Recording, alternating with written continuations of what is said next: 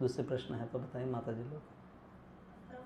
हाँ जैसे ये मन की अवस्थाएं होती हैं, हाँ चेतन, अवचेतन एंड ओके अचेतन, कॉन्शियस, अनकॉन्शियस एंड सबकॉन्शियस, तो थोड़ा सा इसको आप ओके माइंड के ऊपर आपका प्रश्न है, तो हो सकता है आपको 2-4 लगता है कि सेमिनार आपने माइंड के ऊपर सुने होंगे मोटिवेशनल।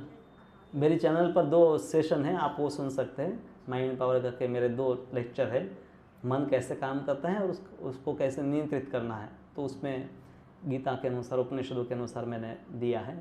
प्रभु जी आपको लिंक भेज देंगे। तो मुख्य वस्तु है कि एक तो वो मन है, क्योंकि मन ही तो मन के विचारों को देखता है।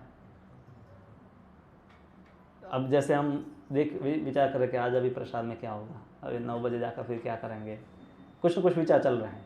अब उन विचारों को ऑब्जर्व कौन कर रहा है? मन ही कर रहा है। हाँ, और मन में विचार और भी आते ही रहते हैं। जैसे नदी में पानी का प्रवाह चलता है, नर्मदा आपने देखा होगा, उसी प्रकार से मन में विचारों का प्रवाह चल रहा है। ऊपर जो पानी है उसको आप देख पा रहे हैं।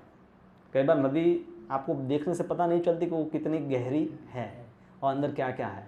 तो सतह पर आपको एकदम शांति वाली दिखाई देगी, पर अंदर ज़्यादा भी प्रवाह हो सकता है। अनेक प्रकार की वस्तुएं हो सकती है जो दिखाई नहीं देती, कभी कभी वो बाहर भी आती हैं।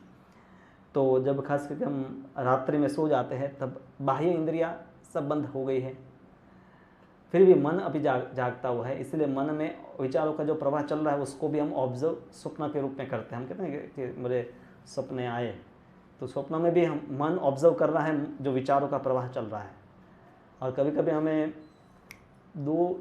1 या 2 मिनट, मतलब स्वप्न ऐसे नहीं होते कि 1 घंटा 2 घंटे चलते हैं। अनुभव ऐसा होता है कई सालों का अनुभव भी हो जाता है। तो अनेक पूर्व जन्म के और इस जन्म के अनेक विचार, जिसको हम कहते हैं संस्कार, वो मन में इम्प्रेशन बनी हुई है और वो कोई ना कोई एक समय पर आकर प्रकट होती है। हमारे नियंत्रण में हमेशा होता नहीं है कि कब कौन सा विचार प्रकट होगा, पर संग के अनुसार हमारे विचार प्रकट होते हैं। जैसे भक्तों का हमने संग किया तो ऐसे विचार जो मन में थे वो आने लगे बाहर। और जैसे अगर आप टीवी ऑन किया और उसमें कुछ चल रहा है तो तुरंत आपके मन में पहले भी कुछ शॉपिंग के विचार है, फिर टीवी ऑन किया उसमें कुछ ऐड चल रही है, तो तुरंत आपके वो विचार फिर उन विचारों के ऊपर भी माइंड ज़्यादा फोकस हो जाता है। जैसे हम कहते हैं जूम करते हैं, नज़दीक से देखते हैं, उस प्रकार से मन भी उन विचारों को ज़्यादा नज़दीक से देखता है और बारंबार इस प्रकार से देख रहे थे इच्छा के रूप में वो प्रकट होता है। फिर हम कार्य करते हैं और जब कार्य करते हैं तब वापस वो संस्कार बनते हैं। तो ऐसे अनेक हर क्षण जो हम देखते हैं, सुनते हैं, सूंघते हैं, स्पर्श करते हैं, तो पांचों जो इंद्रियों के अनुभव है, सूंघते हैं, पांचों इंद्रियों के अनुभव है मन में संग्रहित होते हैं। जैसे कैमरा है, अभी मेरे प्रवचन को देख रहा है और सुन रहा है, सूंघ नहीं सकता हो, स्पर्श नहीं कर सकता, स्वाद नहीं ले सकता है, पर हमारे पास 5 इंद्रियां हैं। तो पांचों इंद्रियों के अनुभव है, वो सब है, वो हमेशा जो भी है वो ऐसा समझो ना कि रिकॉर्डिंग हो रहा है सब।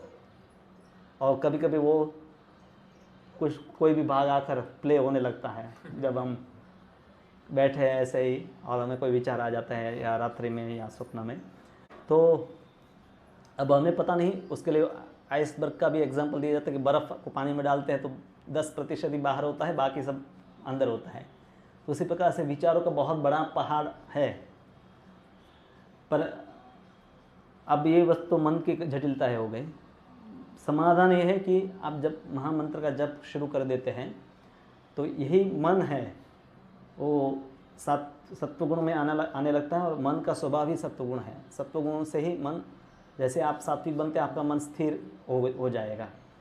और मंत्र जब से मन का शुद्धिकरण भी होगा तो पूर्व की कितनी भी इम्प्रेशन है, जैसे आप घर में 1 साल नहीं आए और इस घर में धूल जम गई, आकर साफ करेंगे, 1 दिन लगेगा 2 दिन लगेगा, पर पूरा साफ हो जाएगा। तो उसी प्रकार से मन को भी इन जो संस्कार है उससे आप मुक्त कर सकते हैं।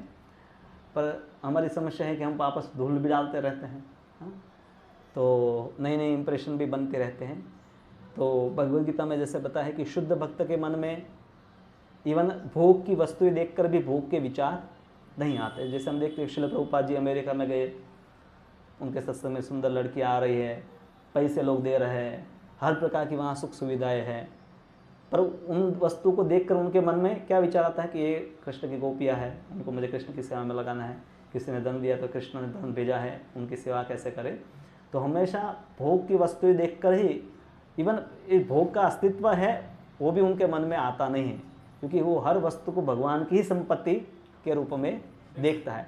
जैसे आप नीचे कोई कार खड़ी है, आपको पता है किसकी है, तो आप उसका आप विचार नहीं करेंगे कि अब मैं इसे चलाऊं, मतलब ठीक है हमारे में आता है पर हमें पता है कि हम नहीं कर सकते, ये इनकी है, इनके लिए है।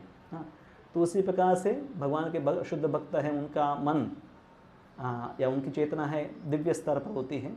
सामान्य व्यवहार हमारी तरह ही उनका भी होगा, ऐसा कोई भेद नहीं होगा कि शुद्ध भक्त कोई आपके बीच में बैठा है तो उनका इतना प्रकाश है कि आजू बाजू है, मतलब लाइट्स की जरूरत नहीं पड़ेगी। हमारी तरह ही भक्त है, व्यवहार करते हैं। इवन भगवान भी स्वयं जब आते हैं तो सामान्य रूप से हमारी तरह ही सब व्यवहार करते हैं, मनुष्य की तरह ही व्यवहार करके हमें दिखाते हैं।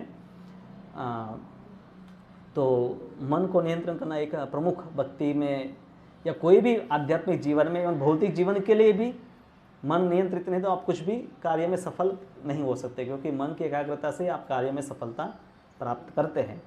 तो वो बहुत ही ज़रूरी है। और आप ये 2 घंटे का 2 सेशन है मेरे, तो उसको आप देख सकते हैं यूट्यूब पर। तो विस्तृत रूप से बहुत एग्जाम्पल के द्वारा और अलग अलग महाभारत की कथाओं के माध्यम से मन को कैसे नियंत्रित करना है उसके भी टिप्स उसमें बताई गई, वो देख सकते हैं आप।